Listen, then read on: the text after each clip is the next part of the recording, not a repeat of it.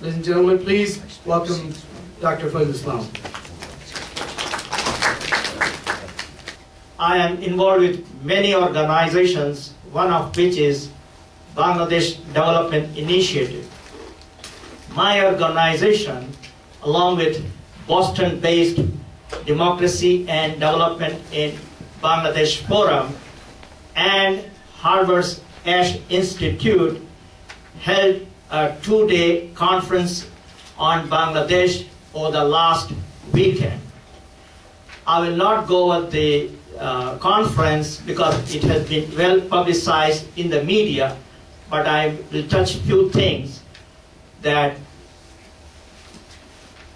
the Deputy Assistant Secretary for South Asian Affairs, Mr. Michael Owen, was there all day Friday attending the conference, and he left the conference on Saturday morning.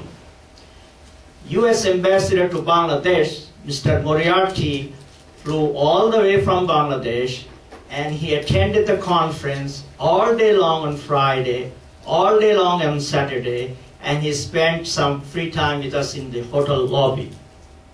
That is not enough. The State Department was very helpful in facilitating the visa for all the speakers and whoever came from Bangladesh. Actually, most of the audience were from Bangladesh. At a time when the U.S.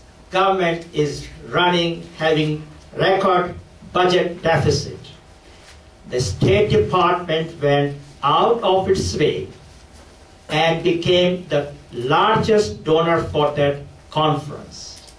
So we have high-ranking State Department officials with money helping this conference, and I know of no instance they have been so supportive. So to make a long story short, this relationship is at its best. In his concluding remark, Mr. Moriarty said, the ideas, the lessons I have learned over this 2 day, I will take it to Washington, D.C. and Dhaka. Then I said in my mind, me, which means that was the goal of the organizers. And going back to the executive assistant, yes, the U.S. State Department and the U.S. government has already taken interest in looking after the welfare of Bangladesh. And of course, if we have more organizations trying to work towards that goal, is very good. Lastly, I'll make a comment and then start my presentation. Way back in 1984, and I think Ambassador Schaefer was the ambassador, the visa officer asked me one question: why United States? Why do you have to go to the United States? I said, of course I applied for a visa as a PhD student. I said, if I don't go, if people like us don't go to the United States, there will be a gap in terms of understanding between the two countries. So if I go to the United States, do my PhD, I will try to bridge the gap. I'll try to promote the understanding between the two peoples. So I'm glad that after 25 years, what I said to the visa officer was something truthful, so I did not lie to him. I'll focus on three things: foreign aid, investment, trade. Of course, we all know during the Liberation War, U.S. did not side with Bangladesh, but immediately after the liberation of Bangladesh, the United States became the largest donor for Bangladesh. But since then, this traditional foreign aid has been declining, and what we receive now is what I call it peanuts. Of course, we all know that most of U.S. foreign aid go to Israel and Egypt and Pakistan for political or military or strategic reasons. We are not in that group. So is there an alternative? Yes. In 2004, the United States created what is known as, or established what is known as Millennium Challenge Corporation. And this corporation has an account called Millennium Challenge Account.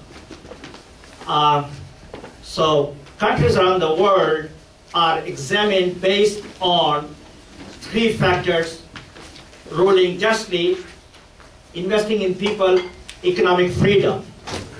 Okay? And under these three broad categories, there are 17 variables, and the MCC receives this data from World Bank, IMF, and the host of organizations. I don't want to go into it. Okay, you have the colorful chart, so you can see there, and I'll go over it very briefly. Bangladesh is compared with other countries in the same group.